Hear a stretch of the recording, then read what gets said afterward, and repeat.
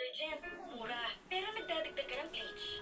Sa new and improved Champion Quick and Easy Clean, totoong tipid. Sapat na, di kailangan i-bleach. Dahil ang Champion, laging nag-improve.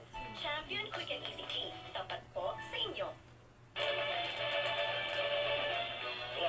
Report.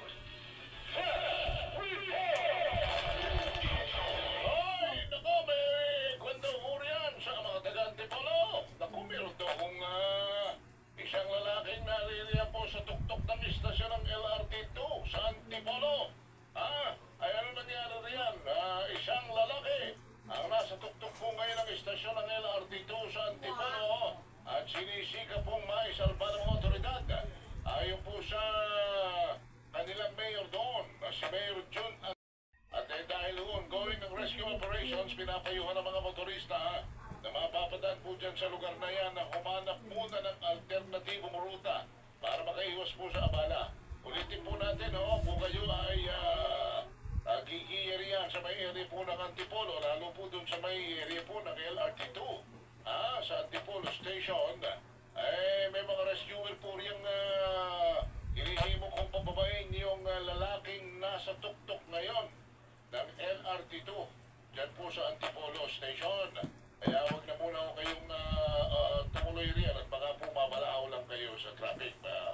At maya-maya po malalaman natin kung naisa kung ito kaya winakumbinsi ng huwag naman sana huwag kang tatalon kung nakikinig ka sa amin dahil ako bigay ko itatalon ni ka sarap-sarap mabuhay. Hindi ka naman si Superman. Ilang taong gulang na ito at bakit ka ano kayang baka may mga pamilyang doon sa area bakit ba ito'y kung saan pa delikado ito pupwesto talaga naman. So ulitin natin mga taga-Antipolo, huwag muna ako kayong pakalat-kalat dyan sa may kwan, sa may Antipolo LRT2 sapagkat may rescue operations ongoing po ngayon dahil yung isang lalaki po nasa tuktok daw po ng kwan ng bubungan ng istasyon. Huwag muna kayong dadaan dyan. Samantala, kanina doon sa amin, sa Lucena City, sa Quezon. May kumalat na mayroong isang bomba doon sa isang eskwelahan doon. Masama. Yung ginamit na pangalan nung nag-text na may bomba, ginamit ho yung pangalan ng aming isang board member. Nananahimik lamang naman at